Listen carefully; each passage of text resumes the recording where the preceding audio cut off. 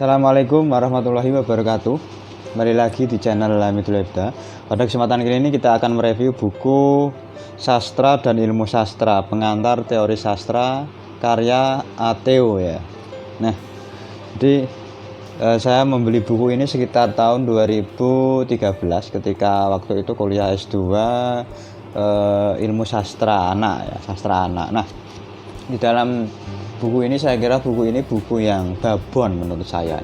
Oke, sebelum kita ke isinya, kita akan mereview dulu biodatanya. Jadi buku ini bagi saya adalah buku babon yang memang isinya itu teori sastra. Nah, di dalam buku ini untuk penulisnya, judulnya adalah Sastra dan Ilmu Sastra, Pengantar Teori Sastra. Penulisnya adalah Profesor Dr. Athew. Cetakan pertama ini sudah lama sebenarnya, yaitu 1984. Cetakan kedua juga sama, 1988. Jadi di bawah tahun 90-an ya. Dan cetakan pertama ini diterbitkan oleh PT Dunia Pustaka Jaya. Kemudian cetakan kedua diterbitkan atas kerjasama dengan PT Giri Mukti Pusaka Jakarta ya. Untuk halamannya ini agak tebal ya, yaitu sekitar 404 halaman. Nah, jadi buku ini sebenarnya merupakan kumpulan kuliah yang diberikan oleh Prof. Athew sekitar tahun 1970-an ya, yang memang menjadi bagian dari buku yang saya kira sudah terkenal khususnya bagi akademisi atau peneliti sastra.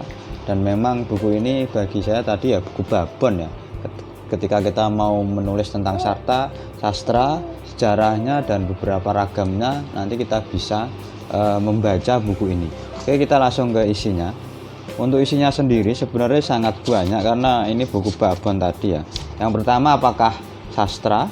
Bahasa lisan, bahasa tulis, bahasa sastra. Jadi ini mengubas tentang beberapa sastra itu sendiri apa sih, kan gitu ya.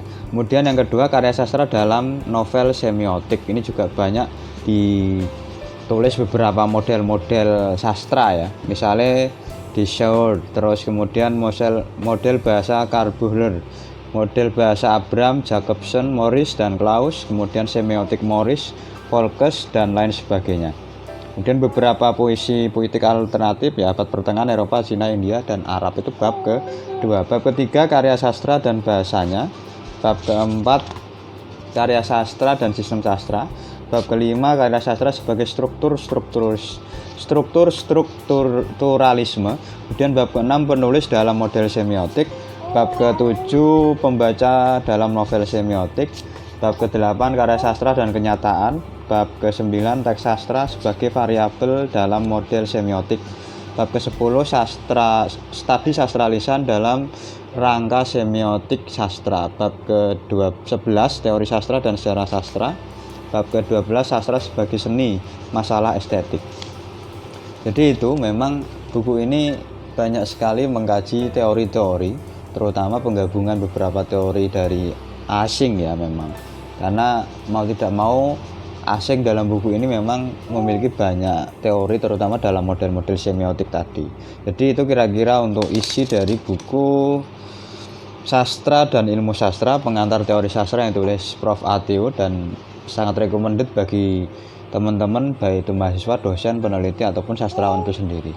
Jadi itu kira-kira untuk kelebihannya. Saya kira memang buku ini dasar ya, ibarat kayak bukunya Ki Hajar Dewantara lah ya, yang memang berjilid, dan itu menjadi rujukan pokok dalam menulis atau mengkaji ilmu sastra. Karena rumpun dari sastra itu ya hanya dua ya, ilmu sastra dan karya sastra.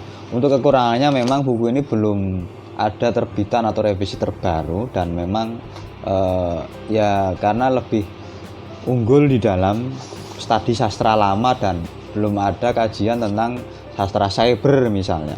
Jadi itu ya kira-kira untuk kertasnya seperti ini. Dan itu kira-kira untuk review buku Sastra dan Ilmu Sastra, Pengantar Teori Sastra karya Prof. Athew.